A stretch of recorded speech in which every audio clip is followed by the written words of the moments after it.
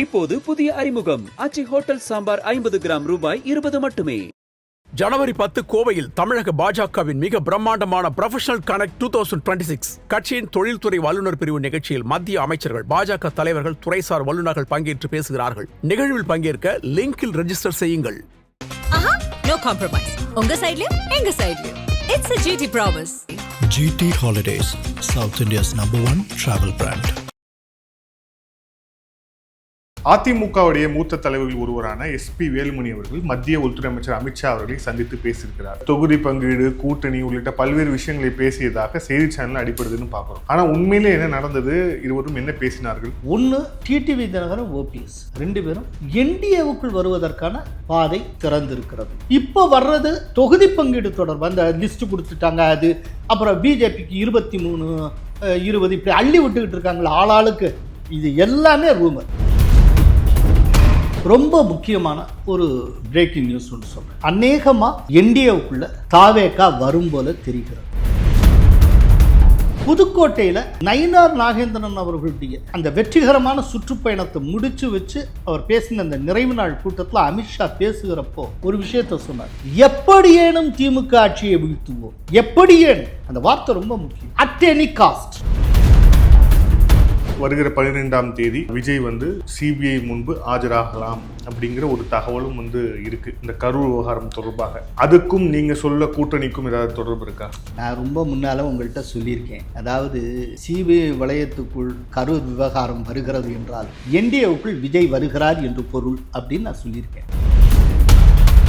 தமிழகம் தலைநிமிர தமிழனின் பயணம் அப்படிங்கிற பேர்ல தமிழக பாஜக தலைவர் நயினார் நாகேந்திரன் 84 நாட்கள் நடத்திய அந்த நடைபெறும் அண்ணாமலைக்கு பிறகு நயினார் நாகேந்திரன் அந்த இடத்துக்கு சரியாக வருவாரா, வரமாட்டாரு, அவர் அந்த அளவுக்கு இல்ல அப்படிங்கிற மாதிரி விமர்சனங்கள்லாம் இருந்தது. உங்களுடைய பார்வையில இந்த இதை எப்படி பார்க்க? 2026 இப்ப வரப்போகிற இந்த சட்டப்பேரவை தேர்தலில் என்டிஏ வெற்றிக்கான தன்னுடைய பங்களிப்பை எடுத்த எடுப்பிலேயே பெருமளவு கொடுத்திருக்கிறார் நயினார் நாகேந்திரன். ரொம்ப முக்கியமான ஒரு தலைவர் என்கிட்ட சொன்னார், விஜய் வராரா இல்லையானா தெரியாது சார், விஜய் வராமல் 170 தொகுதி வரைக்கும் என்டிஏ ஜெயிக்கும் சார். 170 தயவுசெய்து இதை மார்க் பண்ணிக்கங்க. ஆதரணியர்களுக்கு அன்பு வணக்கம். இன்றைய சிறப்பு நேர்காணலில் நம்முடன் இணைந்திருக்கிறார் மூத்த பத்திரிகையாளர் கோலகல ஸ்ரீனிவாஸ் அவர்கள். சார் வணக்கம். வணக்கம். அதிமுகவுடைய மூத்த தலைவர்கள் ஒருவரான எஸ்பி வேலுமணி அவர்கள் மத்திய உள்துறை அமைச்சர் அமித்ஷா அவர்களை சந்தித்து பேசியிருக்கிறார். அந்த சந்திப்பு நடந்த அந்த செய்தியே மிகப்பெரிய ஒரு செய்தியாக இருக்கிறது. தொகுதி பங்கீடு, கூட்டணி உள்ளிட்ட பல்வேறு விஷயங்களை பேசியதாக செய்தி சேனல் அடிப்படுதுன்னு பார்க்குறோம். ஆனால் உண்மையிலே என்ன நடந்தது, இருவரும் என்ன பேசினார்கள்? முதல்ல எஸ்பி வேலுமணி அமித்ஷாவை ஒரு தடவை இல்லை 2 தடவை சந்தித்தார்.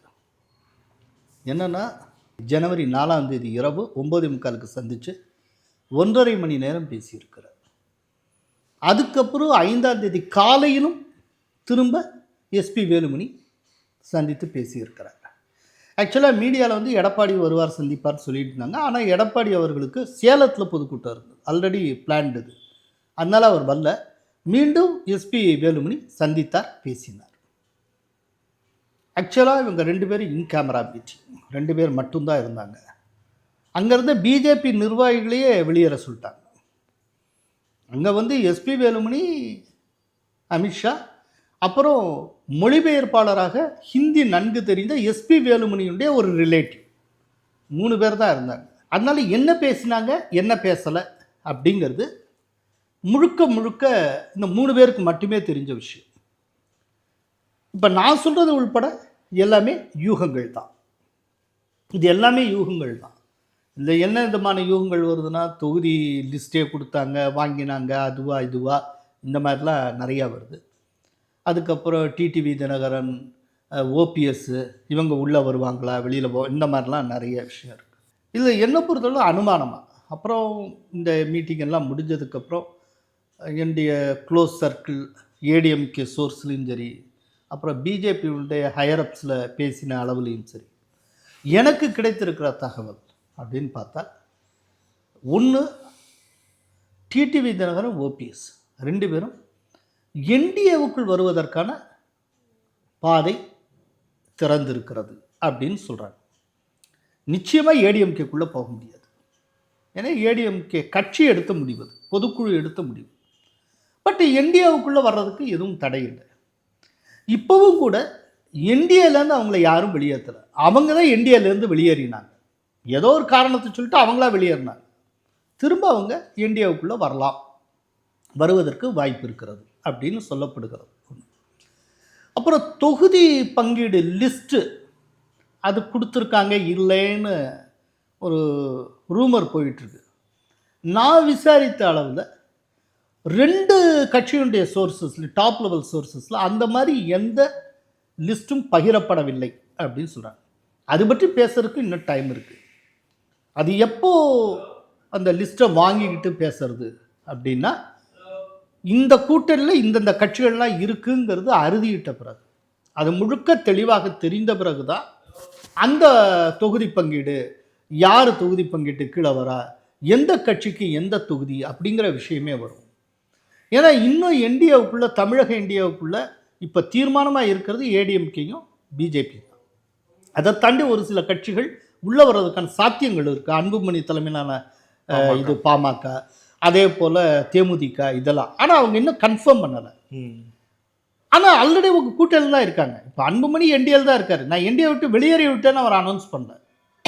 அதே போல் தேமுதிக ஏடிஎம்கே கூட்டணியில் தான் இதுக்கு முன்னால் இருந்தது. ஏடிஎம்கே விட்டு வெளியேறி விட்டோம்னு அவங்களும் அனௌன்ஸ் பண்ணலை. கூட்டணியில் இருக்காங்க, ஆனால் ரீகன்ஃபார்ம் பண்ணணும். இதெல்லாம் முடிஞ்சிட்டு தானே இப்போது இவங்களுக்கு இடையில ஏதோ தொகுதியை பங்கீடு பண்ணிடுறாங்கன்னு வச்சுப்போம். ஒரு பர்டிகுலர் தொகுதி இது பிஜேபிக்குன்னு கொடுத்துட்றாங்க. திடீர்னு அந்த தொகுதிக்கு வந்து ராமதாஸும் கிளைம் பண்ணுறாரு, இது அன்புமணி ராமதாஸும் கிளைம் பண்ணுறா, இல்லாட்டி பிரேமலதா எதிர்காலத்தில் கிளைம் பண்ணா டோட்டலாக சீல் ஆகிட்டு எல்லாரும் உட்காந்து தானே ஒரு ஐடியா பேச முடியும். ஒரு தொகுதியை கேட்குறப்ப இந்த தொகுதியில் அவங்களும் கேட்பாங்களே அப்படின்னு இன்னொரு தலைவருக்கு தெரியும். அப்போ அவங்கள்ட்ட ஃபோன் பண்ணி இந்த மாதிரி இவங்க கேட்குறாங்க, நீங்கள் என்ன சொல்கிறீங்க அப்படிலாம் கேட்க வேண்டியிருக்கும். இதுக்கு வந்து இது கன்ஃபார்ம் ஆகணும்ல. அந்த ஸ்டேஜில் தான் தொகுதி பங்கீடு பற்றி பேச்சே நடக்கும். இப்போ வர்றது தொகுதி பங்கீடு தொடர்பாக அந்த லிஸ்ட்டு கொடுத்துட்டாங்க. அது அப்புறம் பிஜேபிக்கு 23, 20 இப்படி அள்ளி விட்டுக்கிட்டு இருக்காங்களா ஆளாளுக்கு. இது எல்லாமே ரூமர். எனக்கு தெரிய இன்னும் தொகுதி பங்கீடு பற்றி திட்டவட்டமான முறையில் பேச்சே தொடங்கலை. அது வந்து கூட்டணியில் இந்தந்த கட்சிகள்லாம் வருங்கிறது சீலானதுக்கு அப்புறம்தான் தொடங்கும். அது அநேகமாக இந்த மந்த் எண்டுக்குள்ளே எல்லாம் சீல் ஆகிடும் அப்படின்னு நான் நினைக்கிறேன். இதை தாண்டி ரொம்ப முக்கியமான ஒரு பிரேக்கிங் நியூஸ் ஒன்று சொல்கிறேன். Yes sir. அநேகமாக என்டிஏவுக்குள்ளே தாவேகா வரும் போல தெரிகிறது. இது வந்து எப்படின்னா, ரொம்ப முக்கியமான தலைவரை நான் கிறிஸ்மஸ் அன்னைக்கு சந்தித்து பேசிகிட்டு இருந்தேன். அவர் பட்டும் படாமலும் தொட்டும் தொடாமலும் அப்படியே போக்கு காட்டியே பேசிகிட்டு இருந்தார். அப்போ நான் சொன்னேன், சார் நீங்கள் பேசுகிறதெல்லாம் வச்சு பார்த்தா தாவேகா வரும்னு நான் எடுத்துக்கலாமா அப்படின்னு. சார் அப்படி இல்லை சார், இது இப்படி அப்படின்லாம் அவர் சொல்லிட்டு இருந்தார். தாவேகா வரலைன்னா நாங்கள் இவ்வளோ ஜெயிப்போம், தாவேகா வந்தாச்சுன்னா இவ்வளோ ஸ்வீப் பண்ணுவோம் இப்படின்னே சொல்லிகிட்டு இருந்தார். எனக்கு அப்போயே ஒரு டவுட்டு. இப்போ நான் பேசிகிட்டு இருக்கேன் இன்னைக்கு என்டிடிவியில் வசுதா வேணுகோபால், ஒரு சீனியர் ஜேர்னலிஸ்ட், டெல்லி வட்டாரங்கள் அவருக்கு தெரியும். அவங்க வந்து அமித்ஷாவுக்கு ரொம்ப நெருக்கமான ஒரு ஜேர்னலிஸ்ட். பொதுவாக பிஜேபியினுடைய அந்த டெல்லி லீடர்ஸ் அத்தனை பேருக்கும் தெரிஞ்சவங்க. பிஜேபி ஹெட் குவார்ட்டர்ஸோட ரொம்ப தொடர்பில் இருக்கக்கூடிய ஒரு சில ஜேர்னலிஸ்டில் அவங்களும் ஒருவர். அவங்க பேர் வசுதா வேணுகோபாலன்னு பேர். அவங்க இன்னைக்கு பிரேக்கிங் நியூஸ்னே போட்டிருக்காங்க, என்டிஏவில் தாவேகா வருகிறது, அதற்கான ஒரு பாதை ஓப்பன் ஆயிருக்கு அப்படின்னு. இது ஒருவேளை சரியாக இருக்கலாம். அவங்க கொடுத்துருக்க அந்த ஸ்கூப்பு சரியாக இருக்கிறதுக்கான வாய்ப்புகள் நிறைய உண்டு. இல்லை 2 விஷயத்தை நீங்கள் கவனிக்கணும். இல்லை, ஒன்று, புதுக்கோட்டையில் நயினார் நாகேந்திரன் அவர்களுடைய அந்த வெற்றிகரமான சுற்றுப்பயணத்தை முடித்து வச்சு அவர் பேசின அந்த நிறைவு நாள் கூட்டத்தில் அமித்ஷா பேசுகிறப்போ ஒரு விஷயத்தை சொன்னார். எப்படியேனும் திமுக ஆட்சியை வீழ்த்துவோம், எப்படியேனும். அந்த வார்த்தை ரொம்ப முக்கியம். அட் எனி காஸ்ட் அப்படின்னு அவர் சொல்லியிருக்கிறார். அப்போ அமித்ஷாவுடைய பேசிக் ஸ்ட்ராட்டஜி என்னவா இருக்கும்னா, திமுக எதிர்ப்பு வாக்குகள் சிந்தாமல் சிதறாமல் என்டிஏ பக்கம் வரணும். அதற்கு சில விட்டு கொடுத்தல்கள், ஒருத்தருக்கு 0.5% இருக்கலாம், 3/4% இருக்கலாம். இப்போ டிடிவி தினகரனுக்கு என்ன பர்சன்டேஜ் இருக்க போகுது? அவரெல்லாம் ஒரு தலைவராக கன்சிடர் பண்ணி கொண்டுறாங்கன்னா இந்த காரணத்துக்கு தான். எதுவுமே ஒரு ஓட்டு கூட வெளியில் போகக்கூடாது, எல்லாத்தையும் கொண்டு வா. எம்ஜிஆர் காலத்து பாணி. எம்ஜிஆர் அந்த காலத்தில் அலையன்ஸ் வைக்கிறப்ப கிறிஸ்தவ ஜனநாயக முன்னணின்னு ஒரு கட்சிக்கு ஒரு சீட்டு கொடுப்பார். அதுக்கு ஆளே இருக்காது, ஒரு அடையாளம் தான். சரி, அதையும் விட்டு வைக்கக்கூடாது. சேக்கு தமிழரசனையும் சேர்த்துப்பார். எல்லாத்தையும் உள்ள ரிப்பப்ளிக் பார்ட்டி, அதுக்கு என்ன பெரிய ஸ்ட்ரென்த் இருக்குது, விடமாட்டார் எம்ஜிஆர். அந்த மாதிரி ஃபார்முலா. அதாவது எதிர்ப்பு ஓட்டு எதுவுமே சிதறக்கூடாது. எப்படியாவது நமக்குள்ள கருத்து வேறுபாடு அதெல்லாம் நாளைக்கு பார்த்துப்போம். முதல்ல இப்போ என்ன, டிஎம்கே வீழ்த்தியாகும். நோக்கம் திமுகவை வீழ்த்துவது, அதில் ஜெயிச்சிடும், நோக்கத்தில் ஜெயிச்சிடும். அதுக்கு எல்லாத்தையும் கொண்டு வா. இதுதான் இது ஒரு ஆங்கிள். இது அமித்ஷாவுடைய இதுலேருந்து நீங்கள் புரிஞ்சுக்கக்கூடியது. அது ஒரு முக்கியமான டேக்அவே. அதே நேரத்தில் விஜய் சைடு யோசிங்க. விஜய் 2 மாநாடு நடத்திட்டார். 2 மாநாட்டிலையும் ஆட்சியில் பங்குன்னு சொல்லிட்டார். என்னோடு வருகிற கட்சிகளுக்கு ஆட்சியில் நான் பங்கு தருவேன் அப்படின்னு அவர் சொல்லிட்டார். இவ்வளோலாம் சொல்லியும் இன்னும் 3 மாதம்தான் எலெக்ஷனுக்கு இருக்குது. இப்போ வரைக்கும் அதிகாரபூர்வமாக ஒரு கட்சி கூட தாவேகா பக்கம் வந்தார். தாவேகாங்கிற ஒரு ட்ரிகரை மையப்படுத்தி அதை வச்சுக்கிட்டு அதிக சீட்டு வாங்குற முயற்சியில் காங்கிரஸ் ஈடுபட்டு கொண்டு இருக்கிறது. எங்க டிஎம்கே சைடு அதிக சீட்டு வாங்குறதுக்கு. அவங்களும் தாவேகா பக்கம் வர்றேன்னு சொல்ல, தாவேகாவை காட்டி டிஎம்கே அதிக சீட்டை வாங்குறதுக்கு காங்கிரஸ் முயற்சி பண்ணி கொண்டு இருக்கிறது. ஸோ தாவேகாவை காங்கிரஸ் முழுமையாக பயன்படுத்திக் கொள்ளுகிறது தன்னுடைய லாபத்துக்காக. இது ஒன்று போயிட்டு இருக்கு. ஸோ இப்போ வரைக்கும் எந்த ஒரு முக்கியமான கட்சியும் தாவேகாவுடன் சேருவதாக அறிவிக்கல. அதிகாரபூர்வமாக எந்த அறிவிப்பும் இல்லை. எல்லாம் யூகங்கள், மீடியா டாக்ஸ் தான் போயிட்டே இருக்கு. யோசிச்சு பாரு.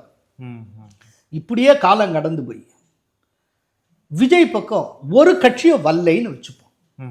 இப்போ அன்புமணி ராமதாஸும் என்டிஏவுக்குள்ளே வந்துடுறாரு, தேமுதிக என்டிஏவுக்குள்ளே வந்துடுது, இப்படிலாம் வந்துடுது. விஜய் பக்கம் ஒருத்தரும் வரல. வருவார் வருவார் வருவார் வருவார் அப்படின்னு சொல்லிட்டு காணல் நீர் மாதிரி ஆயிடுது. இப்போ ஒருத்தரும் வரல. கடைசியில் சேர்ந்து செங்கோட்டையன் மட்டும்தான்னு வச்சுப்போம். டிடிவி தினம் ஓபிஎஸும் அந்த பக்கம் போயிட்டாங்கன்னு வச்சுப்போம். கடைசியில் அவங்க வருவாங்கன்னு நம்பி இவர் இந்த பக்கம் சேர்ந்தது தான் மிச்சமாகுதுன்னு வச்சுப்போம். இப்போ விஜயோட கதி என்னவா கொஞ்சம் யோசிச்சு பாருங்க. பர்சன்டேஜ் ஆஃப் ஓட்ஸு கௌரவமாக வாங்கலாம், ஒரு சீட்டு கூட ஜெயிக்க மாட்டார் விஜய். தன்னுடைய முதல் தேர்தலில் அவர் ஆக்சுவலாக தன்னை பற்றின ஒரு மிகப்பெரிய கனவை தன்னுடைய ரசிகர்கள்ட்ட ஏற்படுத்தி வச்சிருக்காரு. அவர் எடுத்தெடுப்புல முதல்வர் அதுவா இதுவா அப்படி பெரும் பிம்பத்தெல்லாம் உருவாக்கி வச்சிருக்காரு. கடைசியில் தேர்தலில் போய் இன்னும் கிராஷ் ஆகி சின்ன பின்னமாகி ஒரு சீட்டு கூட ஜெயிக்கல. என்ன இந்திய ஜனநாயகத்தில் வெற்றி தாங்க முக்கியம். நீங்கள் எத்தனை தொகுதிகளில் போட்டியிடுறீங்கிறது விஷயமே இல்லை, எத்தனை தொகுதிகளில் ஜெயிக்கிறீர்கள் என்பது தான் விஷயம். இப்போ பிஜேபியோட வரலாற்றையே எடுத்துக்கங்க. 1984 வெறும் 2 சீட்டு ஜெயிச்ச ஒரு கட்சி 89ல் 80க்கு மேலே ஜெயிக்குது. 80 தொகுதிகளுக்கு மேலே, 85 நினைக்கிறேன். அது எப்போ மிகப்பெரிய அளவில் ஜெயிக்க ஆரம்பிச்சோ அன்னைக்குல இருந்து தான் பிஜேபி ஒரு ஃபோர்ஸாக ரெக்கன் ஆகுது. அதுல இருந்து தான் அது ஒரு பெரும் அரசியல் சக்தியாக உணரப்பட்டது. ஸோ பிஜேபியினுடைய வெற்றி என்பதே பிஜேபியினுடைய எலக்டோரல் சக்சஸ்லேருந்து தான் ஆரம்பிச்சது. அதனால ஜெயிக்கணுங்கிறது ரொம்ப முக்கியம். சில பேர் சொல்லுவாங்க, இல்லை ஜெயிக்கிறத காட்டிலும் தனிச்சு நிற்கலாம், போட்டியிடணுங்கிறதா ரொம்ப முக்கியம்னு. ஆனால் இந்தியன் டெமோக்ரஸிக்கு அது உதவாது. நீங்கள் ஜெயிக்கணும். இப்போ திருமாவளவனுக்கு என்ன பெரிய ஸ்ட்ரென்த் உண்டுன்னு நினைக்கிறீங்க? மிஞ்சி மிஞ்சி போனால் 2% இருக்காது, அதுக்கு மேலே வராது. அவர் தனிச்சுன்னா தெரியும். ஆனால் அவர் ஒரு ஃபோர்ஸாக இன்னைக்கு குரலை வசதி பேசுகிறாருன்னா அவர் எம்பியும் அவருக்கு ரெப்ரசன்டேஷன் இருக்கு, எம்எல்ஏக்களும் அவங்களுக்கு ரெப்ரசன்டேஷன் இருக்கு. ஜெயிச்சதுனால பேசுறாரு. நம்முடைய பார்லிமெண்ட்ரி சிஸ்டம், பார்லிமெண்ட்ரி டெமோக்ரஸி, நம்மளுடைய பார்லிமெண்ட்ரி டெமோக்ரஸியில் வெற்றி என்பது மிக முக்கியம். அதனால தான் பிஜேபியிலேருந்து ஒரு உதாரணம் சொல்கிறேன். 89ல் பிஜேபி 80 சீட்டுக்கு மேலே ஜெயிச்சதுக்கு அப்புறம் தான் பிஜேபியுடைய உயரம் என்ன, பிஜேபிங்கிற மிக முக்கியமான கட்சிங்கிற அந்த அங்கீகாரமே கிடைக்குது. அதுக்கப்புறம் தான் அதனுடைய வளர்ச்சி அன்ஸ்டாப்பபிளாக போயிட்டு இருக்கு. அதுக்கு முன்னால் வரைக்கும் அப்படி இல்லை. ஸோ அப்படிங்கிறப்போ விஜய் ஒரு பெரிய கனவை உருவாக்கி வச்சிருக்காரு, பெரும் எதிர்பார்ப்பை உருவாக்கி வச்சிருக்காரு. ஒன்றுமே ஜெயிக்காம பெர்சன்டேஜ் மட்டும் ஒரு 18% 17% ஏதோ வாங்கிட்டு எத்தனை சீட்டுப்பா ஜெயிச்சானா விஜய் மட்டும்தான் ஜெயிச்சிருக்காரு ஒரு ஆள் அப்படின்னு சொன்னால் அது எப்படி இருக்கும்? அப்படி மட்டும் ஒரு சூழ்நிலை வந்தால் 2029 தேர்தலுக்குள்ளேயே அவர் தாக்கு பிடிக்க மாட்டார். பல பேர் ஆதாயத்துக்கு வந்தவங்களா இருப்பாங்க, எல்லா கட்சியை விட்டு வெளியில் போயிட்டே இருப்பான், மார்ச் பாஸ் பண்ண ஆரம்பிச்சுவாங்க. ரொம்ப மோசமான இடத்துக்கு போயிடும். அடுத்த ஒரு 4-5 வருஷத்துக்குள்ள காணாமலே போயிடுவார். அப்போ அப்படிப்பட்ட ஒரு சூழ்நிலை, யாருமே தன் பக்கம் வரல, எந்த கட்சியும் தன்னோட கூட்டணி வைக்கல அப்படின்னு ஒரு சூழ்நிலை வந்தால் விஜய் வந்து யாருடையாவது கூட்டணி வச்சாகணுங்கிற ஒரு கட்டாயம் வரும். வேற வழி இல்லை. அப்போ ஒரு கேள்வி இருக்கு, இல்லை விஜயை முதல்வர் வேட்பாளராக ஏற்றுக்கொள்கிறவர்கள் தான் கூட்டணி அப்படி இப்படின்னாங்களே அப்படிலாம் கேட்கலாம். அது எதுக்காக சொல்லப்பட்டதுன்னா, அவரோட கூட்டணி வைக்கணும்னு ஆசைப்பட்டு வர்றவங்களுக்கு சொல்லப்பட்டது. இப்போதான் வர்றதுக்கு ஒத்தரமே இல்லைன்னு தெரிஞ்சாச்சுல, இப்போ அவர் தானே இன்னொருத்தவங்களோட கூட்டணி வைக்க போறாரு, இது இவருடைய சாய்ஸ் தானே. அப்படிங்கிறப்போ அவங்க உருவாக்கின விதிகளை நீங்க வச்சுக்க முடியாது. அப்படிப்பட்ட சூழ்நிலையில அவர் தமிழக என்டிஏவுடைய தலைவர் எடப்பாடிகிட்ட தான் மனு போட்டாகணும். டிஎம்கே பக்கம் போக முடியாது. வேற என்ன சாய்ஸ் இருக்கு? விஜய்க்கு இன்னைக்கு இருக்கிற என்ன சாய்ஸ் இருக்கு? ஃபர்ஸ்ட் சாய்ஸ் தனித்து போட்டியிடுவது, தன்னுடைய தலைமையில் கூட்டணி அமைப்பது. கூட்டணிக்கு ஒரு கட்சியும் வரல சார். இன்னைக்கு நாம பேசிட்டு இருக்க என்ன ஸ்டேட்டஸ்கோ இருக்கோ இதுதான் எலெக்ஷனுக்கு முன்னால வரைக்கும் இருக்குன்னா அவர் எங்க போவார்? படுதோல்வி அடைவார். ஒரு சீட்டு ஜெயிக்க மாட்டார். டபுள் டிஜிட்ல பர்சன்டேஜ் வாங்குவார், அது உறுதி. ஆனால் சீட்டு ரொம்ப மோசமாக இருக்கும். சிங்கிள் சீட்டு ஜெயிக்கிறது கஷ்டம். இதுக்கு முன்னால் விஜயகாந்த் எப்படி ஜெயிச்சாரு அப்படித்தான் இருக்கும். அதை வச்சுட்டு பெரும் ஏமாற்றத்துக்கு உள்ளாவாங்க ரசிகர்கள். இந்த மாதிரியான ஒரு ஏமாற்றம். அதுக்கப்புறம் 2029 லோக்சபா வரும், அதுலேயும் இதே ஸ்ட்ராட்டஜி அடாப்ட் பண்ணுறவங்க பட்டு மோசமான தோல்வினா அதுக்கப்புறம் கட்சி இருக்காது. இவரோட அரசியல் பண்ணும், இவரை வச்சு நல்லா சம்பாதிக்கலாம், எங்கேயோ போயிடலாம்னு கனவு கண்டு வந்த தலைவர்கள் நிறைய பேர் இருப்பாங்க, அரசியல்வாதிகள். அவங்க எல்லாம் வெளியில் போவாங்க. அப்போ எங்கே நிற்பார்? அப்போ இந்த மாதிரி எந்த கட்சியும் தன்னோட கூட்டணி வைக்கணும்னா அவருக்கு வேற வழியே இல்லை. திரும்ப அவர் வந்து ஒரு அவென்யூவை தேடி ஆகும். இப்போ அவங்களுடைய பொதுக்குழுலையோ மற்றலையோ நிறைவேற்றின தீர்மானம் இருக்குல்ல, அது வந்து விஜயை நோக்கி விஜயை தேடி வருகிறவர்களுக்கு அவங்க விதிச்ச முன் நிபந்தனை. நான் என்ன சொல்றேன்னா, விரைவிலேயே விஜய் மற்றவங்களை தேடி போக வேண்டிய நிலை ஏற்படும். அப்போ டேர்ம்ஸை வந்து எடப்பாடி பழனிசாமி டிக்டேட் பண்ணுவார், அமித்ஷா டிக்டேட் பண்ணுவார். அப்படிப்பட்ட ஒரு சூழ்நிலையில் என்டிஏவுக்குள் வருவதற்கான சாத்தியங்கள் உருவாகும். அநேகமாக விஜய் இப்போ இருக்க சிச்சுவேஷனை உணர்ந்திருக்கிறார்னு நினைக்கிறேன். திட்டவட்டமாக அவருக்கு எந்த உத்தரவாதமும் எந்த கட்சியிடமிருந்து கிடைக்கல. இதில் ஒரு கேள்வி இருக்கு.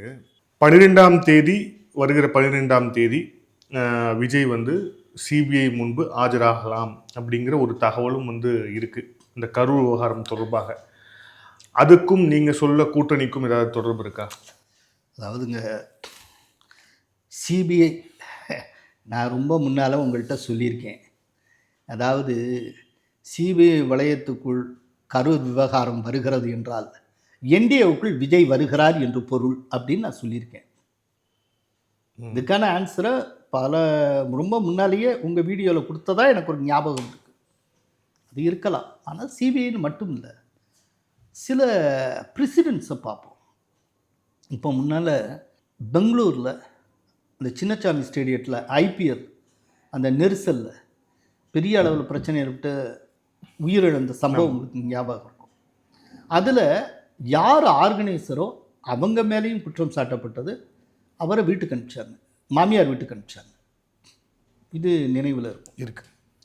போன வருஷம் புஷ்பா 2 திரைப்படம், எஸ், அப்போ அல்லு அர்ஜுன் அந்த தியேட்டருக்குள்ளே வர்றப்போ அவரை பார்க்கறதுக்கு பெரும் நெரிசல் ஏற்பட்டு அதில் ஒரு 35 வயது பெண்ணு மரணம் அடைந்தார், பல பேர் காயமடைந்தாங்க. அதில் இப்போ சார்ஜ் ஷீட் ஃபைல் பண்ணியிருக்காங்க. அதில் 11வது நபராக அல்லு அர்ஜுன் இருக்கார். அப்போது ஆர்கனைசர்ஸ் மேலேயும் தப்பு உண்டு. இது ஆக்சுவலாக இப்போ போட்டிருக்க இந்த வழக்கு இருக்குல்ல, இந்த கரூர், இது 2 பக்கம் கூரான கத்தி. இது திமுகவையும் பதம் பார்க்கும், தாவேக்காவையும் பதம் பார்க்கும். 2 பக்கமே தவறு இருக்கு. அப்போ 2 பேருமே தண்டனை பெறக்கூடிய வாய்ப்பு இருக்கு. சரி, விஜய் எப்படிப்பட்ட சூரப்புலின்னு பார்ப்போம். கரூரில் இந்த மாதிரி அசம்பாவிதம் வருதுன்னு தெரிஞ்சது, நடந்ததுன்னு தெரிஞ்சமே உடனே பறந்தார். அங்கேருந்து ட்ரிச்சிக்கு ஓடி அந்த ஏர்போர்ட்லேருந்து இது சார்ட்டர்ட் ஃப்ளைட்டை பிடிச்சி சென்னைக்கு வந்து உள்ளே பதுங்கினவர் தான். பல நாட்களாக வெளியிலேயே வரல. அதே போல் எப்போதுமே வேணுக்குள்ளேயே பதுங்கி இருப்பார், வெளியிலே வரமாட்டார். புரியுதா? அப்படிப்பட்டவர். இப்போ அவர் வந்து நாளைக்கு அவர் மேலே ஒரு பிரச்சனை ஏற்படுது, இந்த இந்த தவறில் அவருக்கும் பங்கு இருக்குது, ஏன்னா தலைவருங்கிற முறையில் அப்படின்னு சொல்லி அவர் வந்து கம்பிகளுக்கு பின்னால் இருக்க வேண்டும்ங்கிற ஒரு கட்டாயம் ஏற்பட்டால் ஒரு நாள் தாக்கு பிடிப்பாரா? சட்ட ரீதியாக அதுக்கு வாய்ப்பு இருக்கு. என்ன சார், சட்ட ரீதியாக வாய்ப்பு இருக்கு. ஜனநாயகன் படத்துக்கு சென்சார் சர்டிஃபிகேட்டை டிலே பண்ணுறாங்களா? அதுக்கும் அதுதான் காரணமா? ஜனநாயகம் சார், இதுக்கு முன்னால் விஜய் தன்னுடைய பல படங்களுக்கு இதே மாதிரி பிரச்சனையை பல்வேறு அரசுகள்கிட்டேருந்து எதிர்கொண்டிருக்கு. கலைஞர் இருக்கிறப்போ அவருக்கு பிரச்சனை, ஜெயலலிதா இருந்தப்பவும் பிரச்சனை இருந்திருக்கு, எல்லாமே தான் இருந்திருக்கு. அதனால் அது அவருக்கு புதுசு இல்லை. ஆனால் இந்த விஷயம் இருக்குல்ல, இதுக்கு ப்ரெசிடென்ஸ் இருக்குங்கிறேன். இந்த மாதிரி நெரிசல் ஏற்பட்டு மரணம் அடைந்ததுக்கு ஆர்கனைசர்ஸ் மேலேயும் தப்பு உண்டுன்னு தண்டனை வழங்கப்பட்டிருக்கு. இதை ஆர்கனைஸ் பண்ணது தாவேக்கா. அதில் ரொம்ப முக்கியமான ஒரு ஒரு நீதியரசர், அவர் பேர்லாம் வேண்டாம், அவர் என்கிட்ட சொல்கிறாரு, அவங்க வந்து ரொம்ப ஹியூஜாக மிகப்பெரிய க்ரெயின்லாம் வச்சு அதை எடுத்திருக்காங்க. அந்த க்ரெயினுடைய கால்லாம் ஊனணும் அப்படிங்கிறதுக்கு அந்த ஏரியாவெல்லாம் கிளியர் பண்ணி எடுத்திருக்காங்க. அதுவே பெரும்பரப்பு. இப்போ அங்கெல்லாம் மாசு இருக்கக்கூடாது, இவங்களே தள்ளி விட்டுருக்காங்க. இன்னொன்று இதில் ஒரு விஷயம் என்னென்னா, இந்த குறுகலான சந்தை எங்களுக்கு கொடுத்துட்டாங்கன்னு வேலுசாமிபுரம் கொடுத்துட்டாங்க. இதில் ஒரு முக்கியமான விஷயம் இருக்குது. கொடுத்தால் ஏன் இவங்க அக்செப்ட் பண்ணாங்க? வேண்டுமென்றே திமுக அரசு இவ்வாறு செய்கிறது, இப்படிப்பட்ட ஒரு இதை நாங்கள் அனுமதிக்க மாட்டோம் அப்படின்னா இந்த இடத்துல நாங்கள் கூட்டம் போடுவதற்கு தயாராக இல்லை அப்படின்னு சேலஞ்ச் பண்ணி கேன்சலில் பண்ணிட்டு போயிருக்கணும். இவங்க கொடுத்தாங்கன்னா இவங்க ஏன் அக்செப்ட் பண்ணாங்க? இவங்களுக்குள்ளேயே ஒரு நோக்கம் இருந்தது. அது அந்த நீதியரசர் சொல்றாரு என்கிட்ட, ஒரு நோக்கம் இருந்தது. என்னன்னா, அந்த ஏரியல் ஷாட் எடுக்கிறாங்கல்ல, இந்த குறுகலான இடத்துல இருந்தால் மனித வெள்ளமாக தெரியும். அது அவங்களுடைய பரப்புரைக்கு தேவைப்பட்டது. இப்போ இந்த மாதிரி சம்பவமே நடக்கலைன்னா இது பற்றின கம்ப்ளைண்ட்டே இவங்களுக்கு கொடுத்துருக்க பொருள், இவங்க என்ஜாய் பண்ணியிருப்பாங்க. இவங்க சைட்லேயே நிறைய தப்பு இருக்குது அப்படின்னு. அதே போல் வாட்டர் பாட்டில் கொடுக்காது, பல மணி நேரம் காக்க வச்சது, உரிய நேரத்தில் வராதது, இப்படி நிறைய இருக்குது. அதனால திமுக அரசுக்கு எதிராக என்னென்ன குற்றச்சாட்டுகள் உண்டோ அதுக்கு இணையான குற்றச்சாட்டுகள் அவர் மீதும் இருக்கின்றன. இப்போத்தான் சிபிஐ கொஞ்சம் ஒரு வாரத்துக்கு முன்னால் தான் விசாரித்தாங்க. இது ஆதவ அர்ஜுனா அப்புறம் நிர்மல் எல்லாரும் போயிட்டு வந்தாங்க. இப்போ திரும்பவும் போய் ஃபேஸ் பண்ணட்டும். அரசியல்வாதி ஆகிட்டார்ல, எல்லாம் ஃபேஸ் பண்ணணும்ல. சினிமா மாதிரி எல்லாமே சுலபமாக இருக்காதுங்கிற ஒரு அடிப்படை உண்மையாவது அவர் புரிஞ்சுக்கணும்ல. ஆக்சுவலாக அவர் வந்து கரூர் சம்பவம் நடந்த உடனேயே புரிஞ்சுக்கிட்டு இருக்கணும் அரசியல் நடத்துறது எவ்வளோ கஷ்டம்னு. அதுக்கப்புறம் அவர் தேர்ந்தெடுக்க வேண்டிய பாதையை தொண்டர்கள் உணர்த்தினார்கள். எடப்பாடியார் கூட்டத்துக்கு தானாகவே வந்து கொடிகளோடு அவர்கள் கலந்து கொண்டார்கள். ஆனால் தொண்டர்கள் உணர்வை மதிக்காமல் இவங்க தான் தீர்மானம் நிறைவேற்றினாங்க. அதுக்கு அவரை சுற்றி இருக்கிற ஒரு சின்ன கூட்டம் காரணம். பட் நான் அடிக்கடி உங்கள்கிட்ட சொல்லுவேன், எல்லாத்தையும் கலை யதார்த்தம் கடைசியாக தீர்மானிக்கும். விஜயோட ஒட்டுறதுக்கு ஒரு கட்சியும் இல்லைன்னா விஜய் எங்கே போவார்ப்பா? ஓகே சார், இப்போ புதுக்கோட்டையில் நடந்த பாஜகவுடைய விழா, அதுக்கு முன்னாடி தமிழகம் தலைநிமிர தமிழனின் பயணம் அப்படிங்கிற பேரில் தமிழக பாஜக தலைவர் நயினார் நாகேந்திரன் கிட்டத்தட்ட 84 நாட்கள் நடத்திய அந்த நடைபயணம் 2000 கிலோமீட்டருக்கு மேலே பயணிச்சிருக்கிறாரு. பல ஆயிரம் மனுக்களை வாங்கியிருக்கிறார் அப்படிங்கிறத பார்க்குறோம். இது அண்ணாமலைக்கு பிறகு நயினார் நாகேந்திரன் அந்த இடத்துக்கு சரியாக வருவாரா, வரமாட்டார், அவர் அந்தளவுக்கு இல்லை அப்படிங்கிற மாதிரி விமர்சனங்கள்லாம் இருந்தது. தேர்தலுக்கு இது வந்து சரியாக இருக்குமா அப்படிங்கிற விஷயம் பல்வேறு விமர்சனங்கள் இருந்தது. ஆனால் ஒரு நடைப்பயணத்தை சக்ஸஸ்ஃபுல்லாக வந்து பண்ணி காமிச்சிட்டாரு. நிறைவு விழாவில் மத்திய உள்துறை அமைச்சர் அமித்ஷா வந்து மிக முக்கியமான ஒரு கருத்தை எல்லாம் தேர்தலை ஒட்டி சொல்லியிருக்காரு அப்படிங்கிறத பார்க்குறோம். உங்களுடைய பார்வையில் இந்த இதை எப்படி பார்க்குறீங்க? முதல்ல அவர் பண்ண நடைப்பயணம் இல்லை, சுற்றுப்பயணம். பொதுவாக எந்த ஒரு தலைவரும் இன்னொரு தலைவரோட ஒப்பிடுறதை நான் விரும்புகிறேன். ஒவ்வொருத்தருக்கும் ஒரு தனித்தன்மை இருக்கும். எல்லோருமே ஒரே விதமாக செயல்படும். ஒவ்வொருத்தருக்கும் ஒவ்வொரு ஆங்கிள் இருக்கும், ஒரு ஸ்ட்ரென்த் இருக்கும், ஒரு வீக்னஸ் இருக்கும், இந்த மாதிரிலாம் இருக்கும். நயினார் நாகேந்திரன் அடிப்படையில் அனுபவஸ்தர், ஒரு செயல் வீரன். களத்தில் சுற்றிக்கிட்டு இருக்கிற ஆள், களத்தில் பம்பரமாக இருக்கக்கூடிய ஒரு ஆள். அவர்லாம் பூத்து லெவலில் ஒர்க் பண்ணியே பழகினாள். ஏன்னா ஜெயலலிதாட்டேருந்து ட்ரெயின் ஆனவர். ஜெயலலிதா எப்போதும் என்ன செய்வாங்க, டெசிஷன் மேக்கிங் மற்றது பேசுகிற எல்லாம் நான் பார்த்துக்கிறேன், ஃபீல்டில் என்ன செய்யணுமோ அதை நீங்கள் பண்ணுங்கள் அப்படின்னு சொல்லி டார்கெட்டை ஃபிக்ஸ் பண்ணி தந்துடுவார். இந்த டிஸ்ட்ரிக்ட் செக்ரட்டரி நீங்கள் தானே, இந்த டிஸ்ட்ரிக்டில் இருக்க இத்தனை தொகுதி வந்து ஆகணும், நம்ம ஜெயிச்சாகணும். அப்படி இல்லையா யாராக இருந்தாலும் தூக்கி எறிவாங்க. உங்களுக்கு ஞாபகத்தில் இருக்கும்னு நினைக்கிறேன், கேபி முனுசாமி அவர் சம்மந்தப்பட்ட அந்த டிஸ்ட்ரிக்டினுடைய செக்ரட்டரி. அந்த டைத்தில் தான் 2014 கிருஷ்ணகிரியில் அன்புமணி ஜெயிக்கிறார். ஜெயிச்ச உடனேயே அவரை ஃபிக்ஸ் பண்ணி அவர் மாவட்ட செயலாளர் போஸ்ட்லேருந்து தூக்கினார். 2014 டார்கெட் ஃபிக்ஸ் பண்ணுவாங்க. இவங்க டார்கெட் படி அப்படியே ஒர்க் பண்ணி பம்பரமாக களத்தில் வேலை பார்த்தவங்க. ஸோ நயினாருடைய ஸ்ட்ரென்த் அப்படிங்கிறது களத்தில் இருக்கிறது தான். அவர் ஒரு மாபெரும் செயல் வீரர், அதுதான் அவருடைய பெரிய ஸ்ட்ரென்த்து. ஸோ அந்த ஸ்ட்ரென்த்தில் ஒரு ஃபுல்லஸ்ட் கான்ட்ரிபியூஷனை நயினார் செய்திருக்கிறார். 2026 இப்போ வரப்போகிற இந்த சட்டப்பேரவை தேர்தலில் என்டிஏ வெற்றிக்கான தன்னுடைய பங்களிப்பை எடுத்த எடுப்பிலேயே பெருமளவு கொடுத்திருக்கிறார் நயினார் நாகேந்திரன். அவர் எப்போதுமே ரொம்ப சின்சியராக அப்படியே டெடிகேஷனோடு செய்யக்கூடியவர். அதை பிரமாதமாக செய்திருக்கிறார். அதில் அந்த நிறைவு நிகழ்ச்சியில் அமித்ஷா அவர்கள் ஆற்றி இருக்கக்கூடிய உரை, அது பொலிட்டிக்கலாக பெட்வீன் லைன்ஸ், இன்பிட்வீன் லைன்ஸ் படிக்க தெரிஞ்ச பொலிட்டிக்கல் அனலிஸ்ட்டுக்கு ஒரு மிகப்பெரிய விஷயம். நிச்சயமாக டிஎம்கே தலைமை இனி தூங்காது, தூக்கமே வராது. திராவிட கட்சிகளுடைய தலைவர்கள் இந்த மாதிரி ஒரு அவுட்ரீச் ப்ரோக்ராம் பண்ணுறது அப்படிங்கிறது அவங்க தொடர்ச்சியாக பண்ணியிருக்கிறாங்க. இப்போ ரீசெண்டாக வைகோ கூட தொடங்கியிருக்காரு அப்படிங்கிறத பார்க்குறோம். நிறைய நடைப்பயணங்கள், சுற்றுப்பயணங்கள் தொடர்ச்சியாக பண்ணிகிட்டே இருப்பாங்க. ஆனால் இப்போ தமிழக பாஜகவில் இது ஒரு முக்கியமான ஒரு இதாக இருக்குது. இப்போ குறிப்பாக நயினார் செய்திருப்பது அப்படிங்கிறது, நயினாரே ஒரு திராவிட கட்சியிலேருந்து வந்தவர். கரெக்ட்.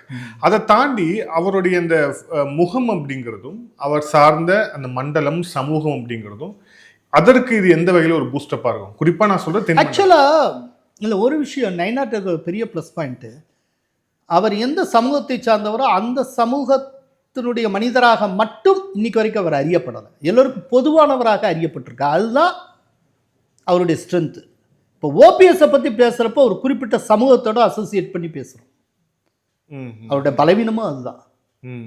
நயினாருக்கு அந்த பிரச்சனையே இல்லை. அவர் சகலருக்கும் சொந்தமானவராக இருக்கிறார். இத்தனைக்கும் அந்த முக்குலத்தோர் சமூகத்தை சார்ந்தவர் தான். ஆனால் எல்லோருக்கும் சொந்தமான ஒரு முக்குலத்தோர் சமுதாய தலைவராக அவர் இருக்கிறார்.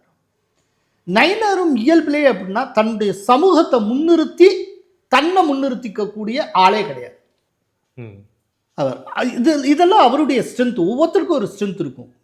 அந்த மாதிரியான ஒரு ஸ்ட்ரென்த்.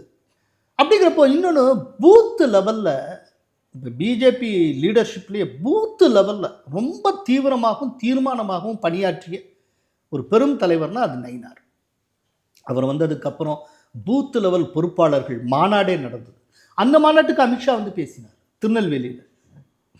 அந்த மாநாட்டில் அமித்ஷா பேசுகிறப்ப தான் அமித்ஷாவை வைத்துக்கொண்டு அண்ணாமலை அவர்களை எடப்பாடி பழனிசாமியை முதல்வராக்குவோம் என்று முழங்கினார். அதெல்லாம் ஒரு பெரிய விஷயம். இதெல்லாம் நயினார் செய்தது. பூத்து லெவலில் ஸ்ட்ரென்தன் பண்ணணும், வேர்லேருந்து நீங்கள் ஆரம்பித்தா தான் உச்சிக்கு போக முடியுங்கிறது அவருடைய தியரி. ஸோ அது ரொம்ப நல்லாவே பண்ணிக்கிட்டு இருக்காரு. அதில் இன்னொன்று, நயினார்லாம் அதிமுக மாதிரியான ஒரு திராவிட கட்சியிலேருந்து வந்தவர். அதில் அவருக்கு இருக்க ஸ்ட்ரென்த் என்னென்னா, ஒவ்வொரு ஏரியாவிலையும் இருக்கக்கூடிய எல்லோரையுமே பேர் சொல்லி அழைக்கிற அளவுக்கு அவருக்கு தெரியும். செய்யார் தானே, செய்யார் பாலு தானே, அவர் தம்பி அந்த கட்சியில் இருக்காரு அப்படின்னு இப்படி பேசிட்டு இருப்பார். எல்லாமே தெரியும், தமிழ்நாடு முழுக்க இருக்கிறது. இன்னொன்று, தமிழ்நாடு முழுக்க இருக்கக்கூடிய தன் கட்சி சம்பந்தப்பட்ட அத்தனை பேரையும் தெரியும். ஏடிஎம்கேல இருக்கிறவங்களும் அவருக்கு தெரியும். ஸோ தோழமை கட்சியோட ரொம்ப ஈஸியாக மூவ் பண்ணுறதுக்கும் ஏடிஎம்கே அப்படியே ஜெல்லாக்கிறதுக்கும் ஒரு நல்ல வாய்ப்பாக இவர் இருக்கிறார். இப்போது இந்த அளவுக்கான நெருக்கமான தோழமையை இப்போ புதுக்கோட்டையில் 4ஆம் தேதி நடந்த அமித்ஷா மீட்டிங்கில் நான் பார்க்குறேன். அமித்ஷா வர்றப்போ ரிசீவ் பண்ணுறதுக்கு ஏடிஎம்கே முக்கிய தலைவர்கள் அத்தனை பேர் வந்திருந்தாங்க. அப்புறம் அவர் மீட்டிங்லாம் முடிச்சுட்டு வந்ததுக்கப்புறம் எஸ்பி வேலுமணி வந்திருந்தார். ரொம்ப ஒரு சந்தோஷமாக ஒர்க் பண்ணுறாங்க. நான் இந்த கிறிஸ்மஸை விட்டு ரொம்ப முக்கியமான ஒரு தலைவரை சந்தித்து கிட்ட 1.5 மணி நேரம் பேசியிருந்தேன். அப்போது ரொம்ப ரொம்ப சந்தோஷமாக அவங்க பேசிகிட்டு இருந்தாங்க. ஆக்சுவலாக என்டிஏ தலைவர்கள், தமிழகத்தில் இருக்கிற என்டிஏ தலைவர்கள், முக்கியமான தலைவர்கள் ரொம்ப மகிழ்ச்சியாகவும் ஒரு ஜெயிச்சிருவோங்கிற ஃபுல்லஸ்ட் கான்ஃபிடென்ஸோடையும் பேசி இப்போ தான் நான் பார்க்குறேன். அவங்களோட எத்தனை வருஷமாக நான் தொடர்பில் இருக்கேன். ரொம்ப ரீசண்டாக தான் அவங்க ரொம்ப மகிழ்ச்சியாக ஒரு ஜெயிச்சிருவோங்கிற முழுமையான தன்னம்பிக்கையோடு அவங்க என்கிட்ட பேசுகிறாங்க. இன்றைக்கி உங்கள்கிட்ட பேசுகிறதுக்கு ஒரு 10 நிமிஷத்துக்கு முன்னால் ரொம்ப முக்கியமான ஒரு தலைவர் எனக்கு கால் பண்ணுறார். பேசிட்டு, சார் ரொம்ப சந்தோஷமாக இருக்கேன் சார், உங்கள்கிட்ட நான் பகிர்ந்துக்கணும்னு ஆசைப்பட்றேன் சார், அதுக்காகத்தான் உங்களுக்கு கால் பண்ணேன் அப்படின்னு சொல்லி என்கிட்ட பேசுகிறார். இதெல்லாம் இதுக்கு முன்னால் நடக்காது. ஸோ இதெல்லாம் எதனுடைய வெளிப்பாடுனா, நிச்சயமாக என்டிஏ வந்து ரொம்ப ரொம்ப சக்ஸஸ்ஃபுல்லாக வரும் அப்படிங்கிறதுக்கான வெளிப்பாடை நான் பார்க்குறேன். நீங்கள் ஒரு இதில் ரொம்ப சக்ஸஸ்ஃபுல்லாக இருக்குன்னா அதனுடைய பெருமிதம் இருக்குல்ல, அது இயற்கையாகவே உங்களுக்குள்ளே விகசிக்க ஆரம்பிச்சிடும். உங்களுக்குள்ள அந்த வெற்றி பெருமிதம் இயல்பாகவே வரும். அது எப்படின்னு தெரியாது, உங்களுக்கு அதுவாகவே வரும். இப்போ அதே நேரத்தில் நீங்கள் தோல்வியின் விளிம்பில் இருக்கிற மாதிரியே ஃபீல் பண்ணுறீங்க, அப்படி ஒரு அட்மாஸ்பியர் இருக்குன்னு வச்சுக்கோங்க, எப்போதுமே அப்படியே உம்முன்னு உட்காந்துட்டு இருப்பீங்க. என்ன சார் ஜெயிச்சிருவீங்களா? என்ன சார் அப்படிம்பாங்க. இன்னைக்கு அந்த மாதிரி யாரும் சொல்லலை. இப்போல்லாம் யாரும் அந்த மாதிரி சொல்கிறது இல்லை. எவ்வளோ தொகுதி, அதுதான் சார் விஷயம். ரொம்ப முக்கியமான ஒரு தலைவர் என்கிட்ட சொன்னார், விஜய் வராரா இல்லையானா தெரியாது சார், விஜய் வராமல் 170 தொகுதி வரைக்கும் என்டிஏ ஜெயிக்கும் சார். 170 தயவுசெய்து இதை மார்க் பண்ணிக்கோங்க. ரிசல்ட் வந்ததுக்கப்புறம் யார் அந்த தலைவர் நான் உங்களுக்கு சொல்கிறேன். Yes sir. இது ரிசல்ட் வரும் அநேகமாக 3rd வீக் ஆஃப் ஏப்ரலாக இருக்கும். ரைட்டா? ரிசல்ட் வந்து அநேகமாக இது கரெக்டாக இருக்கும்னு நினைக்கிறேன் இந்த ஃபிகர். ஏன்னா நாங்களும் சர்வே பண்ணிகிட்டு இருக்கோம்ல, எங்களுக்கு இந்த இப்போது எங்களுடைய சர்வே சிவகங்கை மானாமதுரையெல்லாம் போயிட்டுருக்கு. மானாமதுரையில் ஓவர்வெல்மிங்காக என்டிஏ ஜெயிக்கும் போல இருக்குது.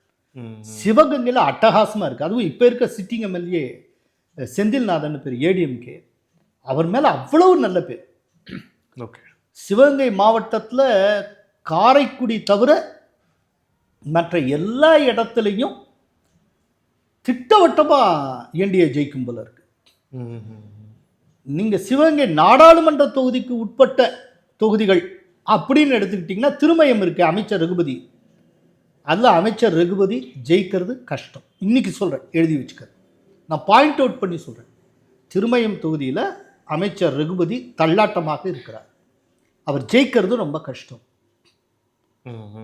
இப்போ காரைக்குடியில் காங்கிரஸ் எம்எல்ஏ மாங்குடி, அவருக்கு நல்ல பேர் இருக்குது, ஜெயிக்கிற மாதிரி இருக்கார். ஒருவேளை என்டிஏல டிடிவி தினகரன் ஓபிஎஸ் உள்ளே வந்தார், மாங்குடி தோற்பார்.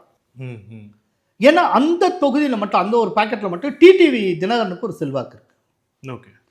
இந்த தேர்வோகி பாண்டியன்னு ஒருத்தர் இருக்கு, அவரெல்லாம் ரொம்ப செல்வாக்கானவர். ஒரு டயத்தில் அவர் 1 லட்சத்துக்கு மேலே வாக்குகள் வாங்கினார். ஆனால் இப்போ ரொம்ப சரிஞ்சிருக்கு. இருந்தாலும் அந்த அமமுகவுக்குன்னு ஒரு 15,000 to 20,000 ஓட்டு இருக்கு. ஓகே. ஒருவேளை டிடிவி அவங்க வந்துட்டா மாங்குடி தோப்பார். இதெல்லாம் சின்ன சின்ன சாம்பிளுக்காக நான் சொல்கிறேன். அதிருப்திங்கிறது டு த கோர் இருக்கு. இப்போ வந்து அவங்க 3000 ரூபாய் கொடுக்குறேன்னு சொல்லி ஆனால் எதுவும் மாறாது. இல்லை, அதை பற்றி தான் கேட்குவோம் போகிறேன் அப்படின்ட்டு. எதுவும் மாறாது. ஓகே, நன்றி சார். பல்வேறு கேள்வி. Thank you sir. Thank you so much. நன்றி.